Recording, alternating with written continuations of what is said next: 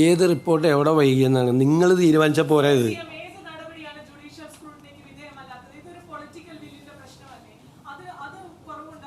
ഇല്ല, ഇത്രയും മറുപടി പറഞ്ഞിട്ട് നിങ്ങൾ രണ്ടുപേരും ഒക്കെ കൊടുത്ത വാർത്തയിലെ അബദ്ധം നിങ്ങൾക്ക് മനസ്സിലായി.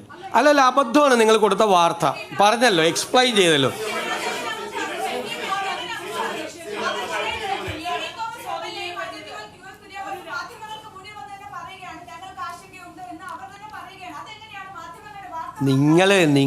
നിങ്ങളാണല്ലോ ഈ വാർത്ത ഉണ്ടാക്കിയത്.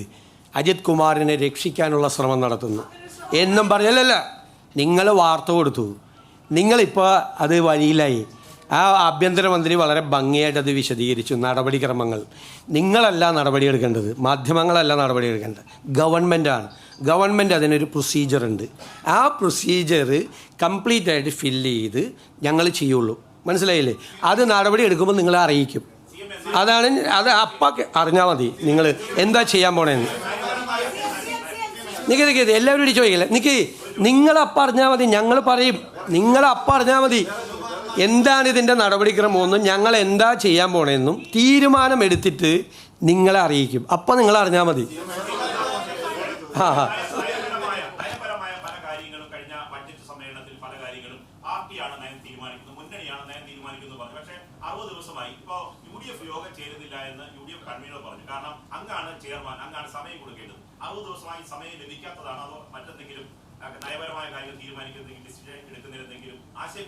കൈരളിൽ നിന്ന് വന്ന നിർഭനായ LDF യോഗം ചേരാത്തതിനെ പറ്റി ഒരു പരാതിയില്ല.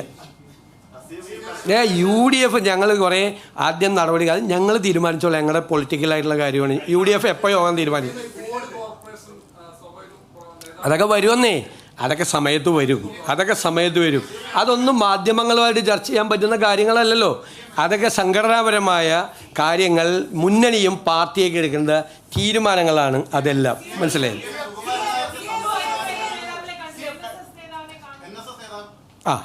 ഇനി അടുത്തത് വേറൊരു പഴയ മന്ത്രി പറയുന്നത് കേട്ടു.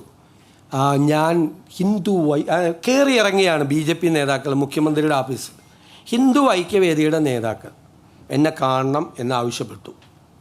ഞാൻ അവർക്ക് സമയം കൊടുത്തു. അവർ വന്ന് കാണാൻ പറഞ്ഞു. അത് പബ്ലിക് കാണുന്ന സമയത്താണ് അവരെ വന്ന് എന്നെ കണ്ടത്. ഞാൻ അവരെ മുറിയിൽ കയറ്റിയിരുത്തി കണ്ടു. അതിൽ 2 പേര് എനിക്കെതിരായിട്ട് നിരന്തരമായ വ്യാപകമായ പ്രചരണം നടത്തിയിരുന്ന ആളുകളാണ്. ഞാൻ അവരുടെ പേര് കണ്ടപ്പോൾ അവരെ കാണാൻ പറ്റില്ല എന്ന് ഞാൻ പറയാമോ? അവരെന്നെ കണ്ട് അവർക്കൊരു നിവേദനം നൽകാൻ വന്നതാണ്. നിവേദനം നൽകി.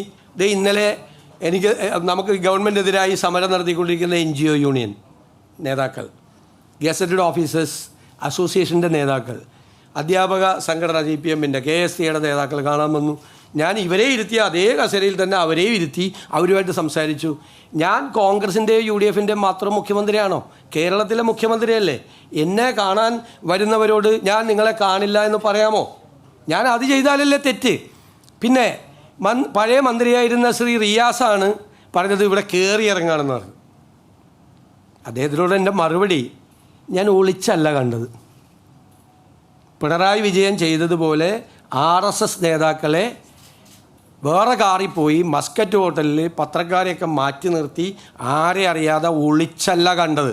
അതാണ് റിയാസിനുള്ള മറുപടി. ഒളിച്ചല്ല കണ്ടത്, രഹസ്യമായിട്ടല്ല കണ്ടത്. ഇവിടെ 100 കണക്കിന് ജനങ്ങൾ കാണാൻ വേണ്ടി വരുന്ന കൂട്ടത്തിൽ അവർ നേരത്തെ പറഞ്ഞു. അവർ വന്ന നിവേദനം അവർ തന്നു, അവരുമായി സംസാരിച്ചു. ഇതൊക്കെ എനിക്ക് തോന്നുന്നു ഞാൻ അവർക്ക് ഒരു അനുമതി നിഷേധിച്ചാലാണ് അത് വാർത്ത, അല്ലേ? അനുമതി നിഷേധിച്ചാലാണ് വാർത്ത.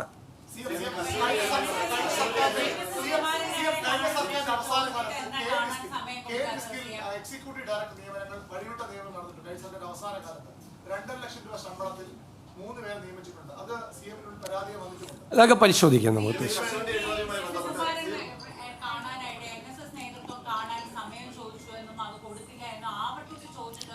തെറ്റായ വാർത്തയാണ്. അദ്ദേഹം എൻ്റെ പ്രൈവറ്റ് സെക്രട്ടറിയെ വിളിച്ചിരുന്നു. എന്നെ ഫോണിൽ കിട്ടാണ്ട് ഞാൻ ബജറ്റിൻ്റെ തയ്യാറെടുപ്പിൻ്റെ സമയത്ത് എൻ്റെ അടുത്ത് ഫോണുണ്ടായില്ല, ഞാൻ മാറി നിൽക്കുകയായിരുന്നു.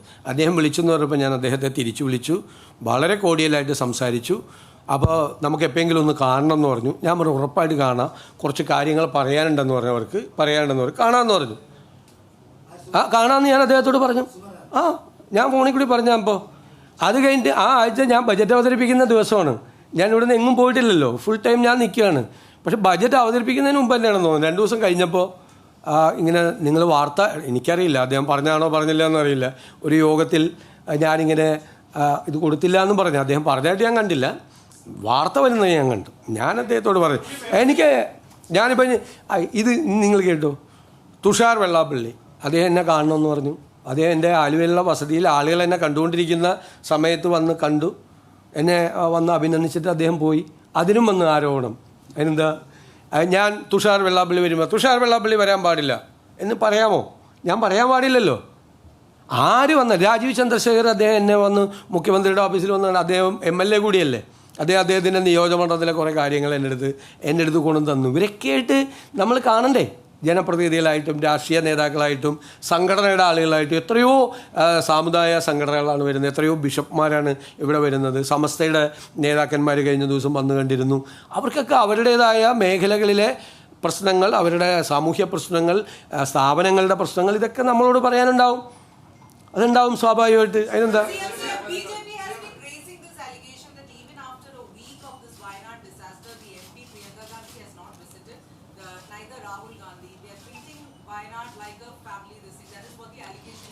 hello, these leaders were out of station, they couldn't come there. We have implemented all our programs there in Wayanad. Today in the cabinet, I appreciated Revenue Minister Anil Kumar and Agriculture Minister T. Siddiq for the work they have done.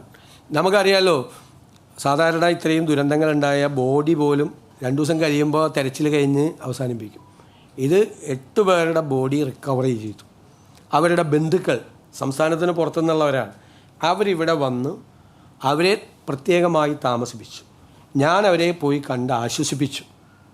Our body തിരിച്ചു കൊണ്ടുപോകാനുള്ള സംവിധാനങ്ങൾ ഭംഗിയായിട്ട് ഏർപ്പെടുത്തി. അവിടുത്തെ rehabilitation, പുനരധിവാസം ഭംഗിയായിട്ട് ചെയ്തു.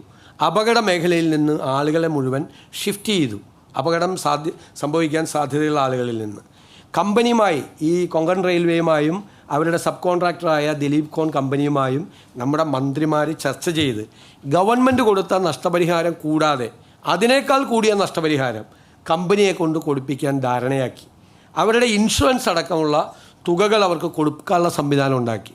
അവരുടെ ബോഡി എംബാം ചെയ്ത് കൊച്ചിയിലെത്തിച്ച് പ്രത്യേക വിമാനത്തിൽ അവരുടെ നാട്ടിൽ എത്തിച്ചു. മുഴുവൻ നടപടിക്രമങ്ങളും വളരെ ഭംഗിയാക്കി ഗവൺമെൻറ് 2 മന്ത്രിമാരുടെ നേതൃത്വത്തിൽ ജില്ലാ ഭരണകൂടം ഉൾപ്പെടെയുള്ള ആളുകൾ ഒരുമിച്ച് നിന്നുകൊണ്ട് പൂർത്തിയാക്കി.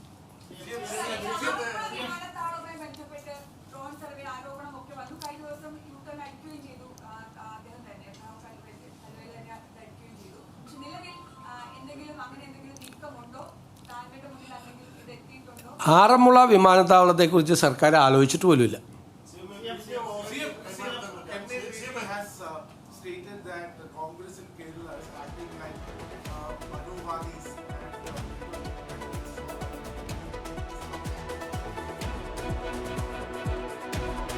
മന്ത്രിസഭാ യോഗത്തിന് ശേഷം മുഖ്യമന്ത്രി വി ഡി സതീശൻ മാധ്യമങ്ങളെ കാണുകയായിരുന്നു. ഇപ്പോൾ ആറന്മുള വിമാനത്താവളത്തെക്കുറിച്ച് ആലോചിച്ചിട്ടില്ല. അതിവേഗ റെയിൽ സംബന്ധിച്ച് കൂടുതൽ വ്യക്തത ആവശ്യമുണ്ട്. വിഴിഞ്ഞമടക്കമുള്ള കാര്യങ്ങൾ അദ്ദേഹത്തിന്റെ മറുപടി വരുന്നു. പ്രിയപ്പെട്ട പ്രേക്ഷകരെ, Big TV without fear or favor.